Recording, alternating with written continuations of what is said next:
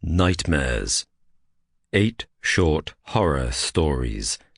Written by Michael van der Voort. Narrated by Robin Reeds. Feeding time. The lions weren't hungry that Monday. Not that it was any of my business. It had nothing to do with me that time. That time it was all down to Pima. Well, Pima and his father. To a lot of folks, the idea that lions could ever be not hungry seems absurd. People get raised on a diet of natural history specials and expect the lions to behave like they do on the screen, like they're going to be these wild beasts that are ravenous all of the time. Really, it ain't like that. In the wild, lions sometimes only eat twice a week, so they're used to going days without a meal. It's just that when they do eat, they have a hell of a big meal. When folks see the feeding times at the zoo, it should really only be called snack time. The lions get other regular feeds that the punters don't see before the park even opens. Plus, if I'm on shift on the right night between feeds, they get some extra top-up treats from me.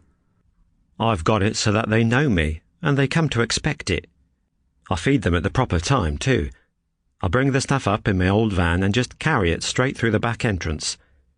People think, 'cause they see the lions chasing zebra in broad daylight on the Discovery Channel, that that's normal, but it ain't. Lions are mostly nocturnal, see? Like a lot of the critters here, they only really come alive at night. That's why when you see them in the daytime, they're mostly just lying around and scratching their balls and whatnot. It's their sleep time. In the wild, lions are like me. They prefer the night. They like to eat and hunt and whatnot at night. That's why, when I can, I like to slip 'em something extra at night, because it's more natural for 'em. And because it sends that purse-lipped idiot Winch into a panic if they don't eat properly the following morning when their regular time comes up. It's always fun to watch him getting his knickers in a twist. Anyway, listen to me rattling on like I'm Diane Fossey or that Attenberg fella. I ain't no naturalist. I'm just the janitor. Winch loved saying that. "Thanks, Bill," he'd say, with his snooty little nose in the air, that precious little smirk on his face. "But remember, you're just the janitor." Yeah, I thought, just a janitor who sees more money and more lovely ladies than you ever will, sonny. Not only that, but I know more about most of these animals than those stuck-up preppy kids with their zoology degrees and whatnot. You should see 'em, cocky bastards, wafting round the place like they're Dr. Dolittle. That's partly why I moved to the night shift, to get away from their preppy smiles and their clipboards. That, and the quiet.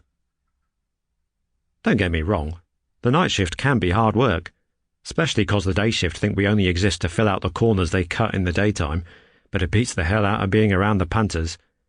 I swear some of them are filthier than the animals, but I learnt a lot on the night shift. A lot of it from Pima. It's probably fair to say that I liked Pima from the moment I met him. He'd been put in the job by some agency that were apparently given a hefty sum of money to the zoo in exchange for having workers they nominated given legit placements. It was dodgy as hell, but hey, it paid well and probably covered the cost of that gorilla experience nonsense the director was always banging on about. Pima and I had first met after a staff meeting. Millstone made some cock-handed attempt to introduce him as my new partner in crime and explained that he was Chinese. No sooner had the words left Millstone's sneery little mouth than Pima had stuffed them right back in again. "Not Chinese, Tibetan," he'd snapped. Millstone had looked stunned for a second. She wasn't used to being challenged, especially by a foreign worker. Those preppy types are always closet racists in my experience. She coughed and had narrowed her eyes at Pima.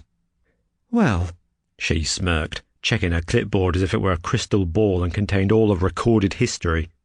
"Says here you're Chinese, and last I checked, Tibet was in China." Pima's face hardened. "I don't care what it says on your papers. I'm Tibetan. Don't call me Chinese again." Millstone looked from her board to me and seemed displeased by my enormous grin, which only made it get bigger. I loved it. Anyone willing to talk back to the bosses like that on day... Sample complete. Ready to continue?